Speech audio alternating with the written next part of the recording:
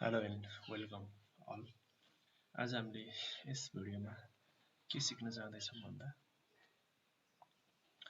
Linear algebra with सेजम्याथ software.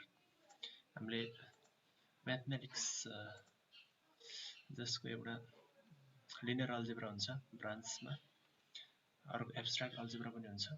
अब यो linear अलजेब्राको basic कन्सेप्टहरू हामीले सफ्टवेयर युज गरेर कसरी भिजुअलाइज तरिकाले स्टडी गर्न सक्छौँ भनेर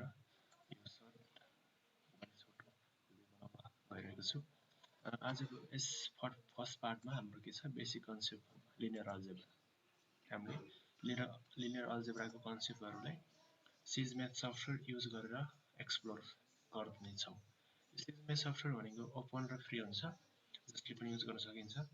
अनलाइन एन्ड अफलाइन युज गर्नु पनि सकिन्छ। अब सुरुमा हामीले भेक्टर्स डिफाइन गर्नु पर्यो। अब त्यो भेक्टर कसरी डिफाइन गर्ने भन्दा जस्तो यो नाम भयो U, vector U is equal to यो भेक्टर अनि एरेभित्र यो हाम्रो नम्बर दिने। अब यो हाम्रो के भयो, भेक्टर डिफाइन भयो। अब यसको टाइप चेक गरौँ न त। यसको टाइप चेक गर्नको लागि के हुन्छ भन्दा टाइप फङ्सन हुन्छ। यो टाइप फङ्सन गऱ्यो भने के दिन्छ हामीलाई, यो भयो modulus dot vector integer dense भनेपछि के हो, इन्टिजर फिल्डबाट आएको एउटा भेक्टर हो। अब हामीले सिम्पली टाइप गर्न पनि सक्छौँ। त्यस्तै हाम्रो भेक्टर्स ओभर द फिल्ड हामीले डिफाइन गर्ने बेलामा vector space B over the field F, field over the field K, त्यस्तो भन्छौँ। त्यो हेर्न पनि सक्छौँ। जस्तै यो हाम्रो के छ, यो जेड भयो भने के हो, इन्टिजर फिल्ड, अनि क्यु भनेको के हो, ऱ्यासनल फिल्ड, अनि आरआर भनेको के हो, रियल नम्बर फिल्ड्स, अनि सिसी भनेको के हो, कम्प्लेक्स फिल्ड। त्यस्तै हामीले अब युटुबको टाइप चेक गऱ्यो भने के आउँछ, यो के आउनु भयो, भेक्टर ऱ्यासनल डेन्स भनेको के हो, ऱ्यासनल फिल्डबाट आएको भेक्टर्स हो। अब हामीले भेक्टर्सलाई भिजुअलाइज गरौँ न त। अब के रहेछ त भेक्टरको एक्ज्याक्टली, यसरी हामीले यो तीनवटा एबिसी भेक्टर्स डिफाइन गर्न सक्छौँ। त्यसमा हामीले यो भेक्टरले प्लट गर्न सक्छौँ। अब त्यो प्लट कसरी गर्ने भन्दा ए डट प्लट फङ्सन हुन्छ हाम्रो, ए डट प्लट, अनि कलर त्यो भेक्टरको अब डाइरेक्सनको अथवा लाइनको कलर कस्तो राख्ने भनेर यो दिएको प्लस बी भनेपछि हामीले तीनवटा भेक्टरलाई जोडेर प्लट गरेका छौँ। अब यसलाई हामीले रन गरेर हेरौँ। हाम्रो एरर आएको छ। अब अहिलेको सेजम्याथमा अपडेट आएको रहेछ, च्याटजिपिटी डाइरेक्ट यहीँ आउँदो रहेछ, कस्तो रमाइलो। अब यो हाम्रो एरर आयो। अब एररलाई हामीले टाउको उठाउनु परेन, डाइरेक्ट हेल्प भनेपछि च्याटजिपिटीले यता डकुमेन्ट दिने भयो, अनि हामीले त्यसलाई फिक्स गर्न सक्ने भयो। कति रमाइलो। अब हामीले यहाँ के एरर आयो हामीले यसरी पढेर बुझ्न सक्छौँ। ब्ल्याक इज नट डिफाइन्ड भनेछ। अब यो हाम्रो कलर मिलेन अरे, red colour is equal to B L A C black,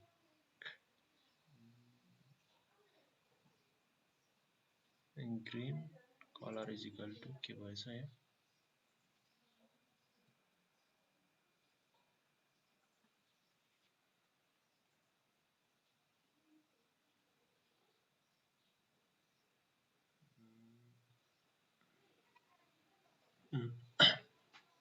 यसरी हामीले भेक्टरलाई प्लट गर्न सक्छौँ। के छ हाम्रो कलर पनि हाम्रो डिफ्रेन्ट छ, यसलाई जुम गर्न सक्छौँ। माथि हाम्रो के छ, यो एबिसी भेक्टर डिफाइन छ।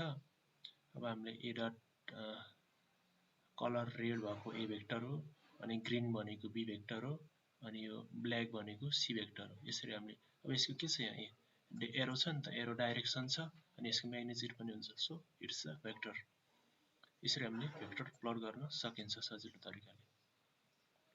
अनि अरू भेरियस अपरेसनहरू हुन्छ, त्यसमा हामीले लिनियर कम्बिनेसन अथवा स्केलर मल्टिप्लिकेसन गर्न सक्छौँ। यसरी भेक्टर्सलाई स्केलर मल्टिप्लिकेसन गर्न सकिन्छ यस्तो तरिकाले।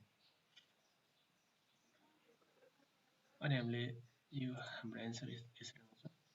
नमहरू लेन्थहरू फाइन्ड गर्न पनि सक्छौँ नि भेक्टरको। अब युक्लिडियन नमको लागि हामीले नम ए डट नम भनेको हाम्रो यो ए भनेको भेक्टर भयो।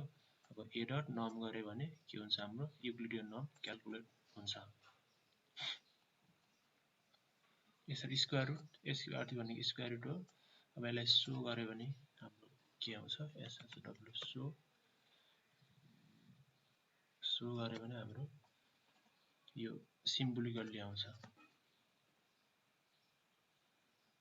यसरी हाम्रो स्क्वायर रुट 22 भनेको यसको लेन्थ अथवा नर्म हो। अब हामीले यसलाई न्युमेरिकली पनि गर्न सक्छौँ। अब न्युमेरिकली गर्नको लागि यो डट एन गरे भने हाम्रो न्युमेरिकल आउँछ भनेको रुटमा आउँदैन। यसरी हाम्रो 4.2 समथिङ यति आएछ। त्यस्तै L1 नर्म पनि फाइन्ड आउट गर्न सक्छौँ हामीले। त्यसको लागि हाम्रो यो के भयो भेक्टर भइहाल्यो।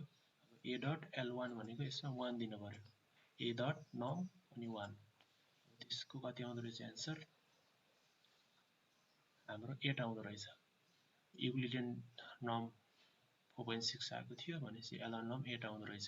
अब त्यस्तै सुप्रिमम भनेको इन्फिनिटी राख्दिने ए डट एन यो ए भनेको भेक्टर भइहाल्यो। ए डट नर्म अनि भित्र हाम्रो इन्फिनिटी राख्ने भने हाम्रो सुप्रिमम नर्म क्याल्कुलेट हुने भयो 3 आउने भयो। त्यस्तै हामीले डट प्रडक्ट गर्न पनि सक्छौँ भेक्टरको। कसरी गर्ने भन्दा यो हाम्रो ए र बी दुईटा भेक्टर छ अनि ए डट डट प्रडक्ट बी गरिदियो भने हाम्रो के हुन्छ डट प्रडक्ट क्याल्कुलेट भएर आउँछ ए डट बी। अरू हामीले ए स्टार बी डाइरेक्ट यस्तो पनि गर्न सक्छौँ डट प्रडक्ट निकाल्नको लागि। त्यस्तै क्रस प्रडक्ट पनि निकाल्न सकिन्छ हामीले। कसरी हामीले के भयो दुईटा भेक्टर भयो अनि ए डट क्रस प्रडक्ट अनि यस्तो गऱ्यो भने हाम्रो के हुन्छ क्रस प्रडक्ट क्याल्कुलेसन भएर आउँछ। यो भ्यालु आउँछ। अनि हामीले परपेन्डिकुलरिटी चेक गर्न पनि सक्छौँ। अब A dot B is equal to 90 degree छ कि छैन भनेर भनेको अब यो डब्लु इजिकल टु एउटा भेरिएबलमा ए डट क्रस प्रडक्ट अनि डब्लु डट प्रडक्ट भनेको त्यो के आउनु पर्यो 0 आउनु पर्यो। यसरी यो 0 आएको छ भनेपछि A and B are perpendicular to each other भयो भनेको त्यसको angle between them is 90 degree. अब हामीले प्लट गर्न पनि सक्छौँ। सिम्पली प्लट फङ्सन युज गरेर हामीले ग्राफ अथवा 2D प्लट गर्न सक्छौँ। अब यो के भयो यहाँ यस्तो तरिकाले यो ए र बी भेक्टर छ त्यसमा परपेन्डिकुलर भन्ने एउटा अर्को भेक्टर आएको छ। यो फ्रेममा आएको छ। हामीले फ्रेमलाई फल्स गर्न पनि सक्छौँ। दुईटा भेक्टर ए र बी देख्न सक्छौँ। त्यसमा के छ परपेन्डिकुलर अर्को डबल भेक्टर परपेन्डिकुलर भएको छ। यस्तो तरिकाले हामीले परपेन्डिकुलरिटी भिजुअलाइज गर्न सक्छौँ। अनि त्यस्तै हाम्रो स्केलर ट्रिपल प्रोडक्ट पनि हुन्छ। स्केलर ट्रिपल प्रोडक्ट भनेको के हो ए डट बी क्रस सी। अब यो तीनवटा भेक्टर छ त्यसपछि ए डट प्रडक्ट यो भयो। अब यसलाई हामीले रन गर्यो भने के आउँछ 0 आउने भयो। यो अब यसको भ्यालु 0 भएको होला र भेक्टर डिफाइनमा डिपेन्ड गर्छ। त्यस्तै हाम्रो भेक्टर ट्रिपल प्रोडक्ट निकाल्न पनि सक्छौँ। जस्तै यो एबिसी तीनवटा भेक्टर भयो अनि ट्रिपल प्रोडक्ट भनेको के हो A cross B cross C हो। त्यसैले ए डट क्रस प्रोडक्ट अनि B dot cross product C भयो यो। अनि हामीले यसलाई रन गर्यो भने के आउँछ भेक्टर ट्रिपल प्रोडक्ट क्याल्कुलेसन भएर आउँछ। अब हामीले स्केलर प्रोडक्टको मेन के हो भन्दा फेरि चाहिँ भनौँ म प्यारालल पाइपर। हामीले प्यारालल पाइपरलाई प्लट गर्न पनि सक्छौँ। त्यसको लागि एउटा फङ्सन डिफाइन गरौँ। हामीले अर्थोगोनल प्रोजेक्सन छुटाएछौँ जस्तो लाग्यो। यो अर्थोगोनल प्रोजेक्सन पनि क्याल्कुलेट गर्न सक्छौँ। त्यसको लागि दुईटा भेक्टर छ अनि orthogonal projection of A onto B भनेको के हो भन्दा A dot B divide by length of B multiplied by length of B हो। So A dot product B divided by norm of B को स्क्वायर अनि multiplied by be.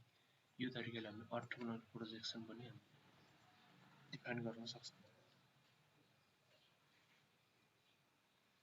यस्तै तरिकाले calculation भएर आउँछ। त्यस्तै हामीले पाइथन प्रोग्राम पनि गराउन सक्छौँ। त्यसको लागि के गर्नुपर्छ भन्दा यो हाम्रो ए र बी दुईवटा भेक्टर भयो। डिफाइन फङ्सन क्रिएट गर्न सक्छौँ नि त। डिफाइन यो orthogonal projection U comma B अनि रिटर्न के गर्छ त्यसले माथिकै यो भनेको हाम्रो के हो फर्मुला हो। यो अर्थोगोनल प्रोजेक्सनको फर्मुलालाई हामीले यसरी प्रोग्राममा लेखे मात्रै हो, अरू केही पनि हैन। अनि बी भनेको अर्थोगोनल प्रोजेक्सन फङ्सनलाई कल गरियो, त्यसमा यो दुईटा ए कमा बी भेक्टर राखियो अनि यसलाई रन गर्यो भने के आउँछ हाम्रो यसरी अर्थोगोनल प्रोजेक्सन क्याल्कुलेट भएर आउँछ। त्यस्तै अब यो भइहाल्यो हाम्रो स्केलर प्रोडक्ट अनि यो भेक्टर ट्रिपल प्रोडक्ट भइहाल्यो।